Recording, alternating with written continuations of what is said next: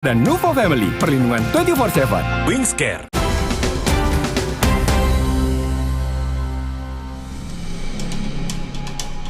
Inilah rumah lokasi terjadinya pembunuhan seorang anak berusia 9 tahun, anak dari politisi PKS. Tampak karangan bunga ucapan duka cita di rumah ini.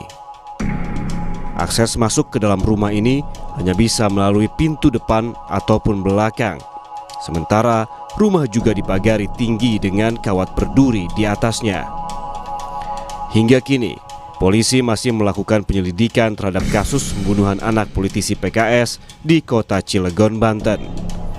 Dari proses pemeriksaan saksi, polisi mendalami peran dan alibi orang dekat korban saat peristiwa pembunuhan terjadi. Polisi membantah rusaknya CCTV di rumah politisi PKS tersebut menghambat pengungkapan kasus karena penyidik sedang memeriksa alat bukti lainnya dari TKP. Masih dalam proses penyelidikan. Apa ada dugaan orang terdekat, Pak, yang menjadi pelaku pembunuhan ini, Pak? Masih dalam pendalaman. Terus didalamin Pak ya? Masih di dalam. Sampai kapan Pak pendalamannya nanti? Ya, berikan waktu kepada kami, aparat kepolisian melaksanakan tugas kami. Sementara, kata staf ahli Kapolri Hermawan Sulistyo, untuk mengungkap pembunuhan anak politisi PKS, penyidik harus memeriksa semua orang, termasuk keluarga atau yang mengetahui rumah tersebut, termasuk 4 orang pegawai yang telah dipecat sebelumnya. Dalam suatu kejahatan tidak boleh ada orang yang dikecualikan dari sangkaan. Jadi kalau dugaan itu pembunuhan seperti ini dari pihak keluarganya, dari pihak 4 orang ada yang dipecat oleh bapaknya almarhum, itu semua tidak boleh ada yang dikecualikan dari dugaan sebagai pelaku.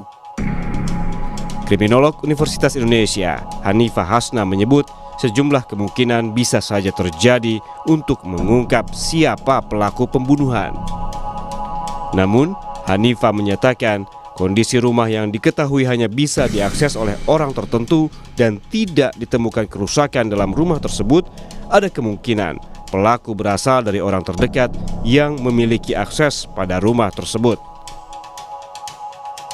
Karena rumah hanya bisa diakses oleh orang-orang tertentu dan tidak ada tanda perusakan, sehingga pelaku sangat mungkin berasal dari orang-orang dari lingkaran yang paling dekat dengan korban. Dan dia pasti memiliki akses, memiliki kepercayaan tertentu atau pengetahuan tentang rumah dan rutinitas penghuninya. Jadi ini menyangkut orang-orang yang dikenal korban atau keluarga. Kini, polisi masih mendalami keterangan 8 saksi termasuk orang tua dan orang dekat korban untuk mencari pelaku pembunuhan. Polisi juga masih menunggu hasil otopsi korban. Kini publik menunggu polisi untuk mengungkap siapa pelaku pembunuhan anak politisi PKS. Tim Liputan, Kompas TV.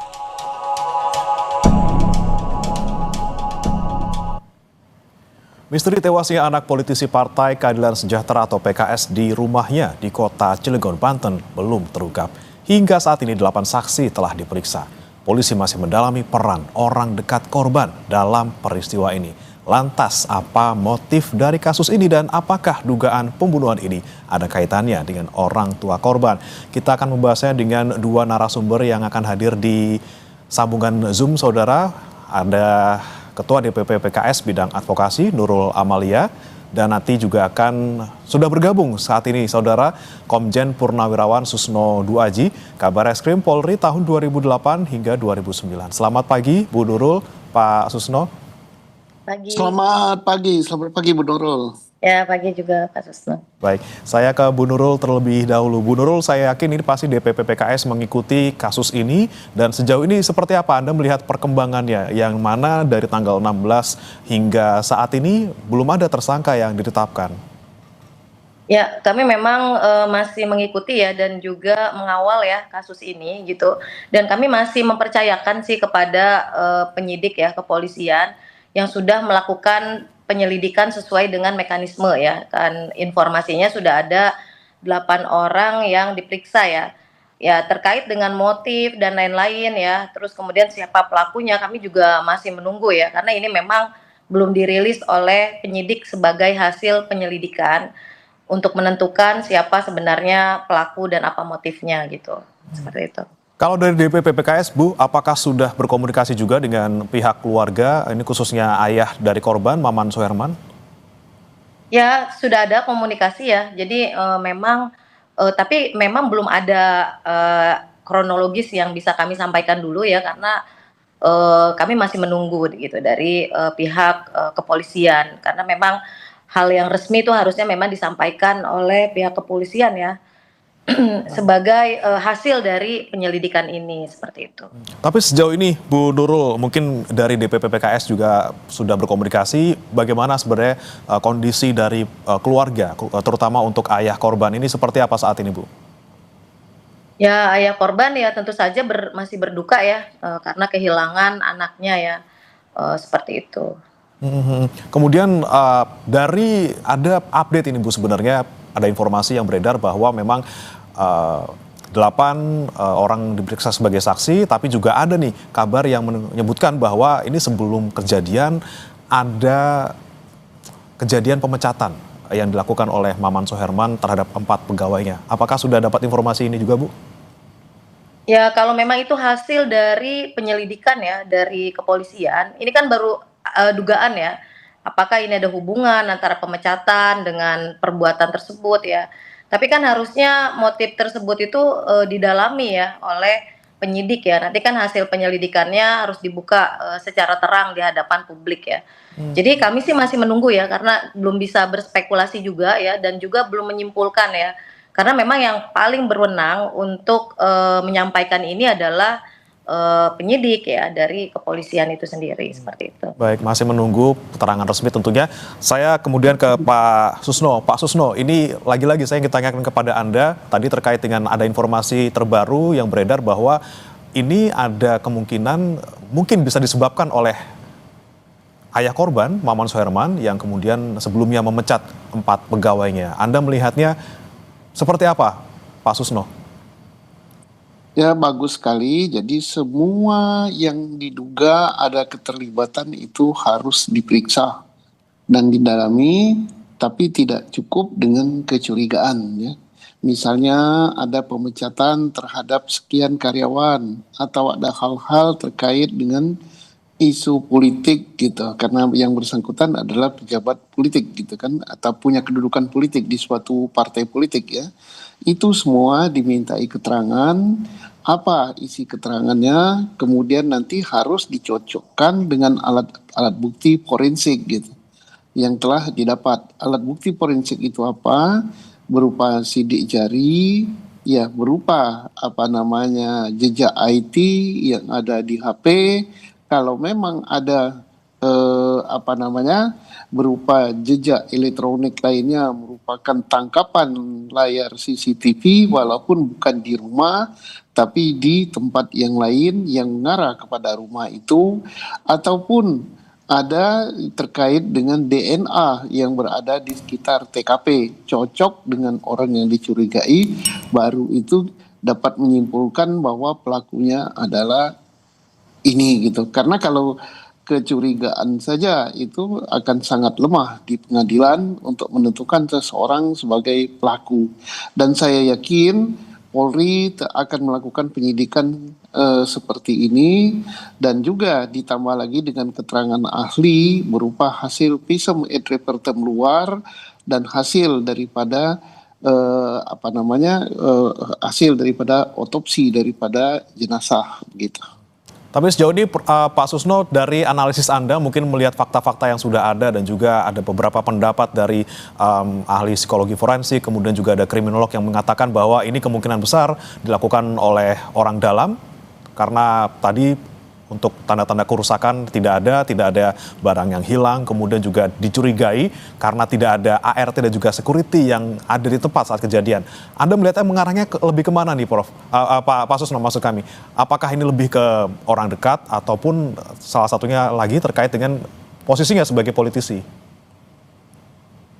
Segala kemungkinan sangat memungkinkan ya. Kalau orang dalam itu hanya asisten rumah tangga gitu di situ. Asisten rumah tangganya, adakah asisten rumah tangga selain asisten rumah tangga perempuan yang terkait dengan urusan rumah tangga, memasak, pembersihan rumah, atau ada asisten rumah tangga yang lain berupa pengemudi, gitu kurang dekat juga ya. Berupa apa namanya tukang taman atau hal-hal lain yang ada di rumah tersebut.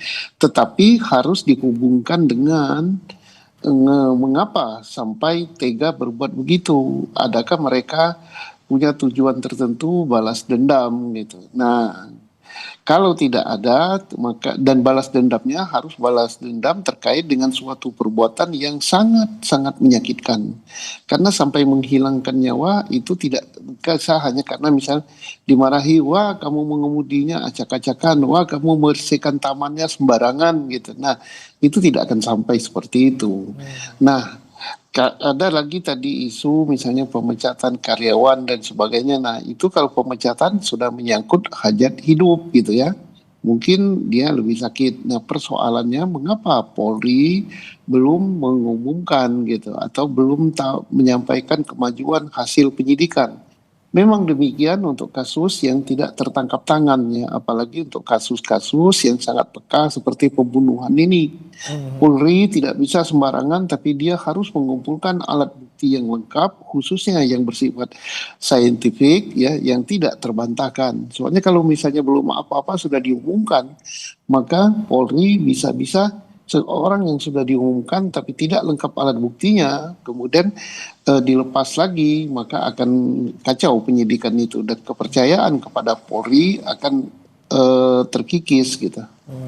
Tentunya pendalaman harus dilakukan secara cermat gitu ya Pak Susno, jangan sampai diumumkan tapi ternyata masih belum matang gitu apa yang kemudian diselidiki. Saya ke Bu Nurul lagi, Bu Nurul, ini masih berjalan kasus ini, kemudian beredar lagi tadi yang saya sampaikan ada terkait isu pemecatan kepada pegawai, kemudian sebelum ini juga ada sempat beredar bahwa ini berkaitan dengan posisi dari ayah korban yang sebagai seorang politisi di PKS gitu ya, bahkan 2 hari sebelum kejadian ini yang bersangkutan baru dilantik di PKS Cilegon. Ini kalau Anda melihatnya, Bu Nurul, apakah memang sudah tidak ada kaitannya lagi nih terkait dengan posisi dari ayah korban sebagai politisi PKS? Ya, memang betul ya, ayah korban ini sudah dilantik ya untuk menjadi Dewan Pakar ya di PKS Kota Cilegon. Tapi kan memang terkait dugaan apakah ada hubungan antara kegiatan sebagai politisi ya dengan kejadian ini, kan ini kita masih terlalu dini lah untuk menyimpulkan ke sana ya, karena penyidik sendiri kan sudah menempuh berbagai macam ini ya mekanisme dan prosedur dalam penyelidikan. Jadi kami menunggu saja nanti kan ketika sudah disimpulkan siapa pelakunya, terus kemudian apa motifnya, nanti di situ baru kita sama-sama mengetahui ya apakah ini memang ada hubungannya dengan aktivitas politik atau memang ada hal lain yang bisa saja kemungkinan itu terjadi gitu, seperti itu. Tapi kalau dari DPP PKS sendiri, Bu Nurul, apakah sudah juga mungkin menyelidiki atau misalnya berkomunikasi dengan PKS di Kota Cilegon terkait dengan mungkin keseharian dan juga aktivitas politik dari Maman Soeherman sendiri? Ya, sejak awal memang terjadinya peristiwa ini ya, jadi kami memang sudah berkomunikasi dengan PKS di Kota Cilegon ya dan di Banten ya. Jadi ya sampai saat ini mereka masih melakukan pengawalan ya, kemudian pendampingan ya terhadap keluarga korban seperti itu gitu. Jadi ya komunikasi masih tetap dilakukan itu. Baik. Saya ke Pak Susno lagi. Pak Susno, kita lihat kembali fakta yang ditemukan di tubuh korban bahwa ada 19 tusukan dan juga ada 3 luka memar di sana. Anda melihatnya dari fakta ini apa? Apakah ini memang dilakukan oleh orang yang secara aksidental gitu ya, bukan direncanakan, bukan oleh orang profesional, atau seperti apa, Pak Susno? Kalau saya melihat ini kan suatu perbuatan yang kejam ya, tidak mungkin dilakukan oleh anak-anak, tapi ini pasti orang yang sudah cukup matang gitu. Nah kemudian untuk mengungkap hal ini, selain berawal daripada hasil visum, hasil alat bukti saintifik, juga sangat-sangat diperlukan gitu keterbukaan keterangan dari pihak orang tua gitu kan. Nah, karena apa? Kalau seandainya ini adalah perbuatan balas dendam atau perbuatan sakit hati, ini tidak mungkin sakit hatinya kepada si anak itu gitu, karena anak yang umur 9 tahun tidak mungkin melakukan suatu perbuatan atau suatu kalimat atau suatu hinaan kepada orang dewasa yang sampai menyakitkan hati sedemikian rupa sampai menghabisi nyawa. Nah, ini pasti keterkaitan dengan pihak keluarga. Maka baik ibu maupun bapaknya harus terbuka sekali dengan penyidik gitu, bahwa siapa orang-orang yang pernah berhubungan, yang pernah berkomunikasi, baik komunikasi lisan langsung maupun komunikasi lewat alat komunikasi digital gitu, yang sifatnya ada hal-hal yang tegang gitu, yang menyakitkan, atau apa keputusan yang diambil oleh orang tua korban baik bapak maupun ibu terhadap orang lain gitu. Karena apa? Alat bukti saintifik yang didapat oleh Polri baik berupa sidik jari, baik berupa DNA, baik berupa alat bukti IT yang lain, itu kan harus dicocokkan dengan orang gitu. Misalnya sidik jari ini sidik jari siapa? Harus dicocokkan dengan sidik jari orang yang dicurigai. Nah, orang yang dicurigai itu sangat besar peran daripada orang tua untuk membuka kehidupannya atau komunikasi sosialnya dengan siapa dia melakukan. Nah, baik kita analisa misalnya dengan politik, posisi yang bersangkutan, Dewan Pakar, kedudukan Dewan Pakar itu tidak terlalu berpengaruh dengan keputusan-keputusan politik bagi anggota partai yang lain ataupun bagi ke daerah gitu, karena yang mengambil keputusan partai itu adalah ketua gitu. Jadi tidak terlalu berpengaruh. Nah, kalau gitu terkait dengan perbuatan hal bisnis gitu. Nah, ini mungkin besar sekali pengaruhnya. Bisnis siapa? Mungkin partner bisnis gitu, ataupun yang membantu dia dalam bisnis, karyawan, ataupun pesaing bisnis. Nah, ini yang harus didalami. Siapa yang bisa membuka adalah orang tuanya langsung gitu, untuk tidak segan-segan. Dan ini saya yakin sudah disampaikan pada Polri, tapi Polri tidak akan demikian membuka kepada publik gitu. Berarti kemungkinan untuk kaitannya dengan aktivitas politik dari ayah korban ini juga bisa kita singkirkan dari motif gitu ya, Pak Susno ya, kalau kita melihat dari kasus ini? Ada, tapi kecil ya. Saya kira Bu Nurul lebih paham hal ini, kedudukan yang bersangkutan di partai gitu, sejauh mana bisa mengambil suatu keputusan yang berpengaruh kepada publik gitu, atau berpengaruh pada anggota partai yang lain. Baik, nah ini Bu Nurul, memang kalau untuk posisi Ketua Dewan Pakar sendiri kalau di PKS di kota seperti itu, memang seperti apa sih posisinya Bu, dan apakah juga rawan untuk adanya konflik politik yang mungkin berujung pada kasus-kasus yang seperti ini, Bu? Jadi memang kalau Dewan Pakar itu adalah orang yang bergabung di PKS ya, bisa memberikan kontribusi terkait keilmuannya gitu ya, untuk melakukan kerja-kerja ya di PKS. Tetapi memang betul tadi yang disampaikan oleh Pak Susno, ini tidak terkait dengan keputusan gitu ya, kebijakan gitu, terkait seperti itu memang tidak. Jadi memang terlalu jauh ya kalau disimpulkan bahwa ini ada hubungannya dengan aktivitas politik sebagai Dewan Pakar. Tapi kami juga tidak bisa langsung menegaskan bahwa ada atau tidaknya hubungan ini ya. Jadi kami juga masih menunggu saja gitu dari hasil penyelidikan ya yang dilakukan oleh kepolisian seperti itu. Baik, Bu Nurul, ini mengingat ada juga satu saksi kunci, yaitu adalah kakak korban yang masih berusia 11 tahun. Ini kan tentunya butuh pendampingan khusus seperti itu. Dari DPP PKS apakah juga sudah memberikan pendampingan khusus bagi keluarga, terutama ini juga untuk saksi yang merupakan kakak korban? Ya, tentu saja ya. Jadi segala aktivitas terkait mekanisme pendampingan hukum ya, kemudian pengawalan hak-hak korban, keluarga korban gitu ya. Tentu saja ini menjadi prioritas ya bagi kami untuk melakukan pendampingan tersebut gitu ya. Dan tentu saja terkait juga konseling psikologis dan lain-lain juga ya, kami juga insya Allah ya akan melakukan pendampingan tersebut gitu. Baik, pendampingan diberikan kepada keluarga korban pastinya.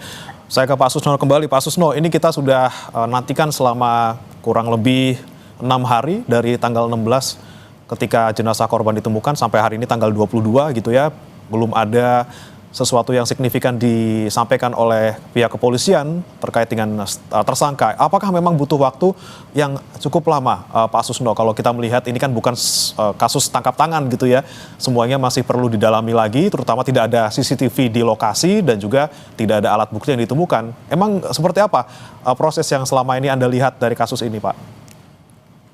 Yang mungkin agak lama adalah mungkin Polri ya membuka atau mengambil CCTV di sekitar ya, walaupun bukan di rumah. Karena sekarang kan banyak sekali rumah-rumah yang memasang CCTV yang diarahkan ke jalan. Atau mungkin karena di situ komplek katanya, komplek perumahan mungkin ada CCTV di pos satpam komplek gitu. Nah itu dibuka oleh Polri. Nah untuk membuka CCTV itu kan harus mundur gitu, waktu mundur yang diambil. Nah menganalisa itu perlu waktu juga walaupun tidak terlalu lama gitu kan dari beberapa CCTV. Termasuk juga menganalisa sidik jari yang akan dicocokkan kepada orang-orang yang dicurigai. Nah yang lebih mendetail lagi mungkin ditemukan DNA di lokasi itu. Nah untuk mencocokkan DNA antara DNA yang ditemukan dengan DNA orang yang dicurigai itu juga perlu waktu walaupun tidak terlalu lama gitu. Jadi wajar nih Pak ya kalau untuk kita lihat masih 6 hari tapi belum ada satupun orang yang dicurigai sebagai tersangka seperti itu. Iya, saya kira 6 hari untuk kasus pembunuhan yang tidak tertangkap tangan belumlah dikatakan terlalu lama gitu.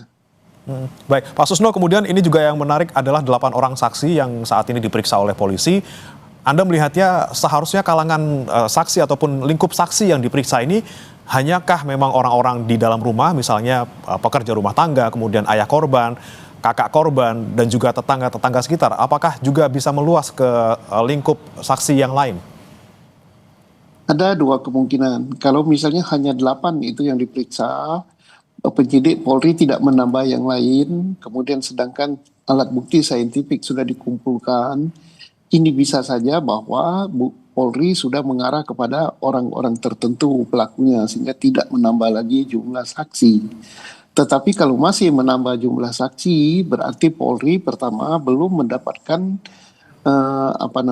masih perlu menganalisa kemungkinan ada orang lain yang terlibat. Atau bisa saja sudah banyak orang yang diperiksa, tidak hanya 8, tapi Polri merahasiakan siapa yang sudah diperiksa dan sudah mengarah kepada pelakunya. Oke, baik. Kemudian saya kembali mau menyoroti terkait bagaimana kemudian korban ditemukan dengan 19 luka tusukan dan juga 3 luka memar. Pak Susno, ini ada juga keterangan yang disampaikan oleh kriminolog yang menyebutkan bahwa dengan adanya 19 tusukan ini artinya pelaku ini tidak memiliki pengetahuan yang memadai terkait mana bagian vital yang harus diserang untuk bisa membuat seseorang meninggal dunia. Nah, Anda melihatnya ini memang ada motif sakit hati yang begitu dalam, Pak Susno, karena kita melihat ini anak kecil harus ditusuk berbelasan kali sampai kemudian meninggal dunia. Nah ini apakah juga bisa menjadi petunjuk dari polisi gitu untuk menentukan ini motifnya adalah dendam ataupun sakit hati, bukan karena intensional yang sebelumnya mungkin perampokan atau yang lain? Ya kalau misalnya titik mematikan gitu untuk orang melakukan pembunuhan, saya kira semua orang tahu ya bahwa tusukan di dada atau tusukan tepat di ulu hati, itu kan titik-titik yang sangat mematikan, atau kepala gitu, itu sangat mematikan. Tetapi mengapa tidak dilakukan gitu? Nah ini mungkin ya bukan karena si pelaku tidak tahu titik yang mematikan, tetapi ini bisa dilakukan karena tadi dalam keadaan emosional, amarah yang sangat tinggi, dia melakukan perbuatan-perbuatan yang sangat-sangat tidak manusiawi gitu. Nah ini kemungkinan yang bisa terjadi. Nah mari kita lihat nanti. Saya yakin bahwa sampai pelaku melakukan hal itu ada sesuatu perbuatan yang sangat menyakitkan hati yang bersangkutan sehingga dia melakukan pembalasan dendam, tapi balas dendamnya bukan kepada orang yang melakukan sesuatu yang menyakitkan hati bagi pelaku, tapi pada orang kesayangannya. Nah ini maka saya katakan tadi, orang tua dari korban ini sangat-sangat perlu keterbukaannya untuk oh saya pernah ini, nah, baik ibu maupun bapak. Dan saya yakin hal ini sudah disampaikan kepada penyidik, sehingga penyidik mungkin tidak terlalu sulit lagi mencari siapa pelakunya, hanya tinggal mencocokkan dengan alat bukti saintifik yang sudah didapatkan. Baik. Saya ke Bu Nurul lagi. Bu Nurul, mungkin pendampingan psikologis untuk anak yang masih 11 tahun ini, saksi yang merupakan kakak korban, diberikan oleh DPP PKS. Kemudian bagaimana dengan pendampingan hukum untuk kasusnya? Bu Nurul, apakah juga sudah diberikan? Ya, kami sudah berkomunikasi ya dengan bidang advokasi di DPW Banten ya, juga di PKS Kota Cilegon ya. Dan tentu saja ini masih tetap dikawal ya, agar pihak kepolisian segera menemukan pelaku ya, motif untuk melakukan pembunuhan tersebut gitu. Karena sejak peristiwa ini terjadi ya, ini kan sudah jelas nih, sudah ada fakta-fakta terjadinya pembunuhan ya terhadap anak sebagai korban dengan luka tusukan. Nah, tetapi memang sayang sekali belum ada pengungkapan. Nah, makanya kami tetap terus melakukan pendampingan dan pengawalan ya, agar tetap mendapatkan informasi yang akurat ya dari pihak penyidik seperti itu. Oke, yang didorong dari DPP PKS juga untuk kasus ini, Bu, terakhir untuk Anda? Yang dorong adalah proses atau mekanisme penanganannya ya, agar lebih cepat ya untuk segera ditemukan siapa pelakunya, agar tidak terjadi ya simpang siur berita dan lain-lain. Itu kan, ini kan penting ya, agar proses penyidikan ini dilakukan secara transparan, profesional ya, dan juga segera ya disampaikan ke publik gitu, apa motifnya, terus kemudian siapa pelakunya, kira-kira seperti itu. Baik, terakhir saya juga mau ke Pak Susno. Pak Susno, saran Anda untuk polisi yang sedang menangani kasus ini, bagaimana agar kemudian kasus ini tidak kemana-mana gitu narasinya, karena lagi-lagi ini banyak sekali yang beredar, dan apa yang seharusnya dilakukan untuk segera menemukan pelakunya? Pertama, Polri memberikan keterangan kepada publik, tetapi jangan sampai memberikan keterangan terkait dengan hal-hal menyangkut mengarah kepada orang yang belum jelas. Tapi sampaikan bahwa Polri telah melakukan penyidikan dengan serius, misalnya telah sekian yang dilakukan pemeriksaan, sudah melakukan pencarian alat bukti saintifik, telah melakukan permintaan visum et repertum luar, dan juga melakukan misalnya otopsi. Kemudian menghimbau kepada publik kalaupun ada hal-hal yang sangat penting untuk disampaikan kepada penyidik gitu. Jadi tidak sampai terlalu mengarah pada kasus, tidak sampai mengarah kepada suatu asumsi. Nah, kemudian minta supaya percayakan kepada Polri bekerja serius untuk ungkap kasus ini. Dan juga saya sampaikan kepada pihak Polri, yaitu Polres atau Polda Banten, untuk betul-betul menyidik kasus ini sampai terungkap. Karena ini kasus di akhir tahun yang cukup besar untuk wilayah kerja Polda Banten, dan ini kalau tidak terungkap sampai tutup tahun, ini akan menjadi catatan khusus bagi Polri. Gitu. Oke, kita nantikan bersama-sama bagaimana kemudian kepolisian menangani kasus ini, dan kita harapkan juga pelaku segera dapat diumumkan dan juga membuka titik terang dari motif kasus ini. Terima kasih Pak Susno Duaji, Kabar Eskrim Polri 2008-2009, dan juga ada Bu Nurul Amalia, Ketua DPP PKS Bidang Advokasi, sudah bergabung bersama kami di Sapa Indonesia Pagi. Selamat pagi. Selamat pagi.